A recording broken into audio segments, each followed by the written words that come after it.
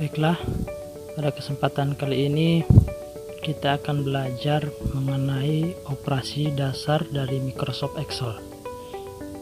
Dimulai dari bagaimana sih cara membuat tabel yang baik dan benar di Microsoft Excel. Langkah pertama yang kita lakukan yakni membuka program Microsoft Excel yang sudah terinstall di laptop kita.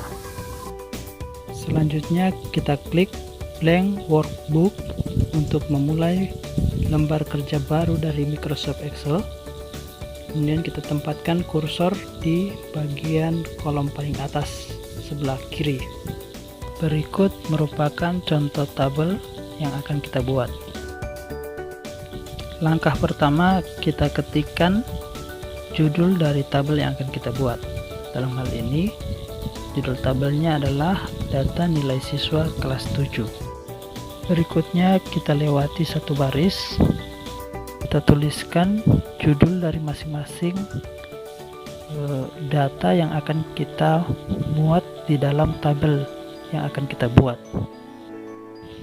Jika pada saat melakukan input data terjadi kesalahan input data, atau kita perlu melakukan penyisipan di antara dua data yang telah kita input, maka kita bisa melakukan dengan cara mengklik kanan pada baris yang akan kita sisipkan kolom, kemudian kita pilih insert.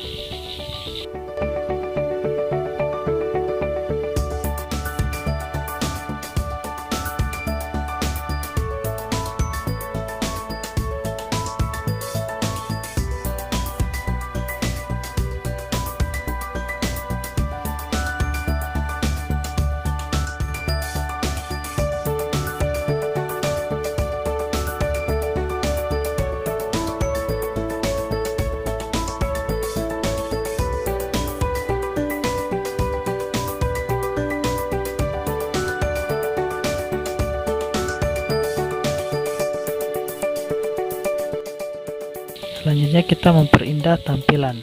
Ini kolom untuk nomor saya blok dari baris 3 sampai baris 5.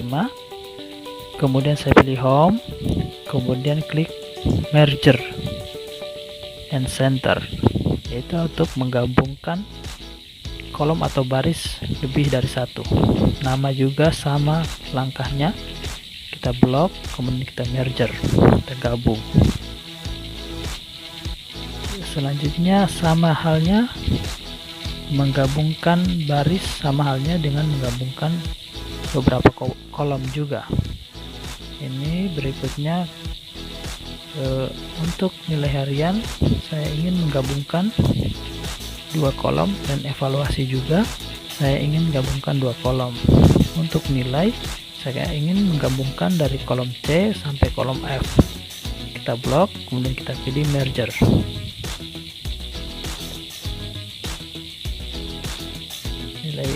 Nilai harian siswa juga, karena kita ingin gabungkan dua kolom, maka kita blok kolom C dengan D, kemudian kita pilih home, kemudian kita pilih merger and center. Untuk evaluasi juga sama langkahnya, kita blok kolom, kemudian kita merger.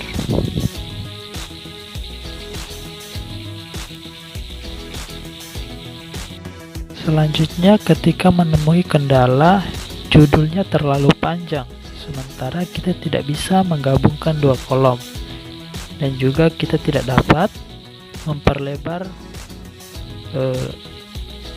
luas dari kolom judul kolom yang kita buat, dan hasilnya tulisan jadi terpotong. Pada kondisi seperti itu, kita bisa menggunakan cara dengan misalkan ini saya contohkan nilai akhir akan dirubah menjadi akhir akan saya rubah menjadi nilai akhir. Ini kan R-nya terpotong. Agar tampilan hurufnya tidak terpotong, kita pilih home, kemudian word. Seperti itu. Jadi dia otomatis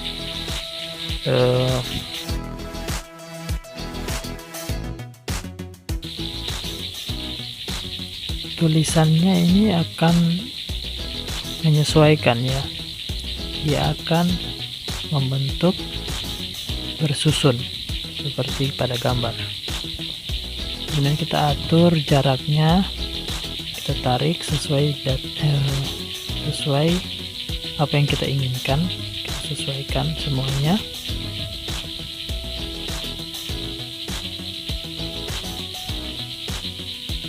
Selanjutnya kita menginput data dari nama hari ini, nama siswa ya. Ini nama-nama yang saya karang sebagai contoh saja, disesuaikan dengan tabel yang akan kita buat di samping. Nah, ini untuk penomoran ini gampang, tulis 1 2, kemudian kita tarik, dia akan otomatis berurut ke bawah nomornya, jadi tidak perlu kita ketik satu-satu, kecuali untuk nomor-nomor yang tidak berurutan, seperti halnya nilai. Nilai ini kan tidak berurutan nilainya, jadi tidak bisa kita lakukan trik yang tadi. Kemudian kalau nilainya sama, bisa kita blok, kemudian kita tarik ke bawah, otomatis nilainya akan tercopy sama, gitu ya.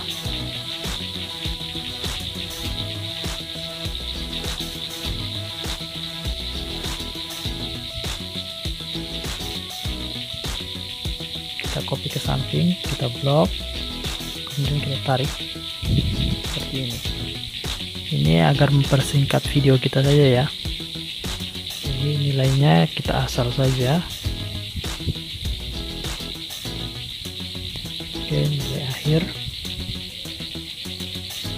diganti menjadi jumlah, karena saya akan memperkenalkan rumus sum ya. Selain membuat tabel, saya juga akan mempraktikkan rumus sum atau sum tulisannya. Ini kita blok agar rapi, kemudian kita merger agar judulnya berada tepat di tengah tabel. Ini kita perindah, kita tebalkan bold. Untuk judul dari data kita tebalkan juga supaya terlihat bagus. Selanjutnya kita blok seluruh bagian dari tabel, kemudian kita pilih home, kemudian border, kemudian kita pilih all border seperti ini. Jadi garisnya sudah terbentuk.